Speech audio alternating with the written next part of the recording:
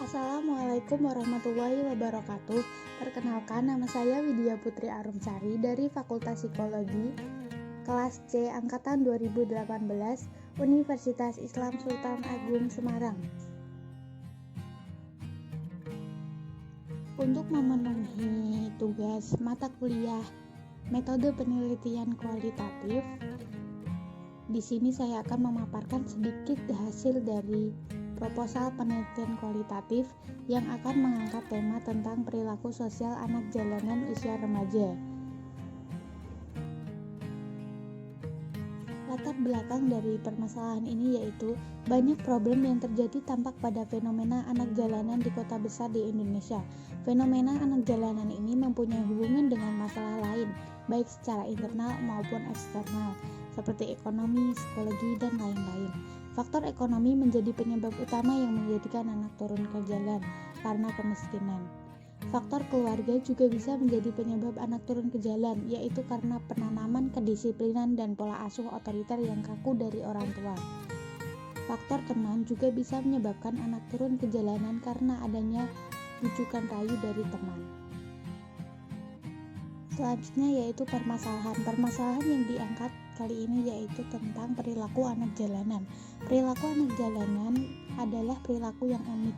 Walaupun banyak di antara mereka yang beresiko merugikan masyarakat, tetapi ada juga hal positif dari mereka, yaitu pandai membaca peluang, tahan bekerja keras, memiliki solidaritas yang tinggi dengan sesama teman.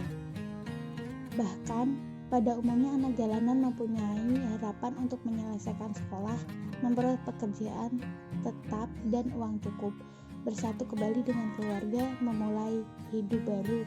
Salah satu perilakunya yaitu dengan mengamen, mengemis, ojek payung, supir sepatu, jual koran, dan lain-lain.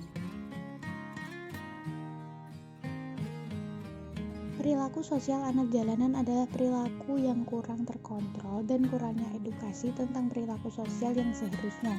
Dapat dikatakan perilaku sosial anak jalanan tergantung dengan kondisi di jalan. Ketika harapan akan penghasilan mereka cukup, mereka akan terlihat biasa saja terhadap masyarakat.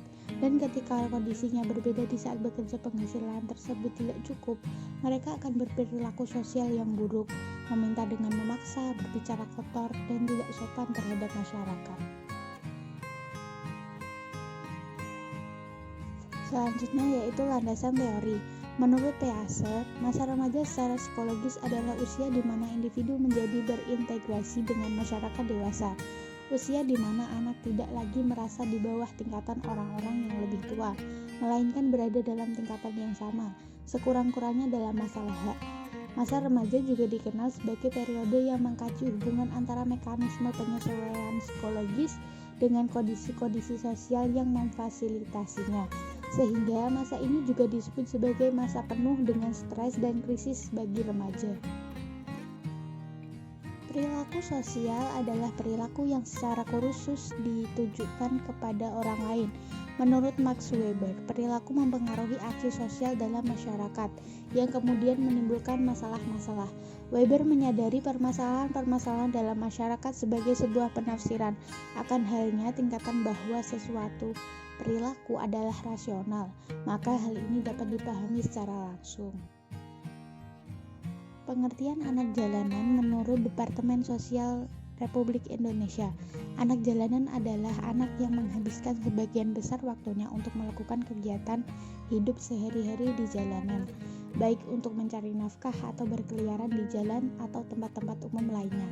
Anak jalanan mempunyai ciri-ciri berusia antara 5-18 tahun, melakukan kegiatan atau berkeliaran di jalanan. Penampilannya kebanyakan kusam dan pakaian tidak terurus, mobilitasnya tinggi. Selanjutnya yaitu metode pengumpulan data, yaitu yang pertama dengan menggunakan metode observasi. Dapat diartikan sebagai pengamatan dan pencatatan dengan sistematik fenomena-fenomena yang diselidiki. Dalam arti yang luas, observasi tidak hanya terbatas pada pengamatan yang dilakukan baik secara langsung maupun tidak langsung. Metode ini digunakan untuk mengumpulkan data-data secara langsung dan sistematis terhadap objek yang akan diteliti. Yang kedua yaitu menggunakan metode wawancara. yaitu proses tanya jawab dengan dua orang atau lebih dan berhadapan secara fisik. Wawancara juga diartikan dengan percakapan yang dilakukan oleh dua pihak, yaitu pewawancara dan yang diwawancarai. Yang ketiga yaitu menggunakan metode dokumentasi. Teknik pengambilan data berupa dokumen ini digunakan dalam penelitian sebagai sumber data yang bermanfaat untuk menguji, menafsirkan, dan menambah rincian spesifik lainnya, guna mendukung informasi dari sumber-sumber lain. Alat pengambil data ini terdiri dokumen pribadi dan dokumen resmi. Sekian pemaparan dari saya. Mohon maaf apabila banyak kekurangan. Terima kasih. Wassalamualaikum warahmatullahi wabarakatuh. I can't forget the day we met. Your eyes so blue, me pressing through. I can't forget the day we met. Your smile so bright, it made me small.